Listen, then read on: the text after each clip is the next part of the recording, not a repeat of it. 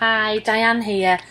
And this video, what I thought I would do is I would talk through my process of how I actually make stamps, because I do it totally different to anybody else. A lot of people do things on the computers and with Photoshops and can manipulate. I don't have a clue. Don't have a clue at all. I do it the old-fashioned way, and I actually do it with an old-fashioned light box. And my designs, when you see this is a finished plate, okay, and people say, oh, where did you get that idea from? They actually start out, I thought it'd be cool to show you this, as collages. You can see these are some from the latest one. So I actually make these collages. So this is all separate pieces there. This one is another one sort of more finished, and this one is finished. This one I actually did on Mother's Day. I did this one in memory of my mum. So this was a Mother's Day one, and you can see, look, here is the stamp set. So I do a collage that I love, then I try to draw it, then I try to draw it again, then I alter it slightly with size with a photocopier, then I put it on the light box, then I do it again, and it can probably take me, sometimes it'll take me a whole week just to do this stamp plate. Everything I do is hand drawn. All these little bits, everything is just hand drawn, and I'll do it again and again until I'm happy with it.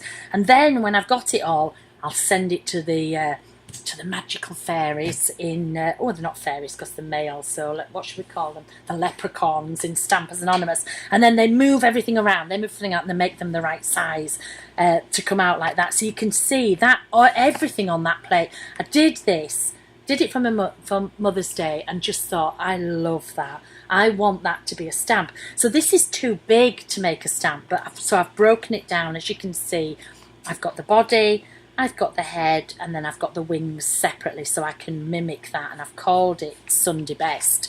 You can see here, this one was totally drawn from scratch, no collage. I just hand drew this again and again and again and again until I get them right. And they do laugh at me at Ranger because I work the old-fashioned way, but it seems to work. It works for me.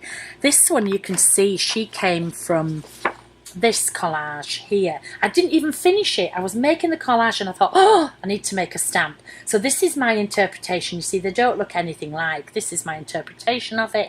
I added some boots on her. I doodled like mad. This is the sunflower that she sat on. This head is on somewhere else, so this was a separate head. And this one, these were actually seed pods. I use a lot of illustrations from really old seed catalogues and things like that. So these were seed pods, and I thought, oh, they would be great with heads on. And then after I collaged it, I was like, oh, I need to make those into stamps. So you can see here, these are my interpretations of the seed pods and the different bits as well. So this is where it starts for me. I don't think to myself, I want to make an octopus, I want to make a, I don't know what I've got here, I want to make a fish or an octopus tentacle. It's usually all collage. Collage is my passion. Absolutely love the collage. This is what I spend most of my time doing. If I'm on my own, I'm collaging, I'm doodling, and then I'm like, I love that. See this head? This is going to be another stamp. I'm like, I love that head. I'm going to make it in a stamp. So I just thought you might be interested to see that. Thanks.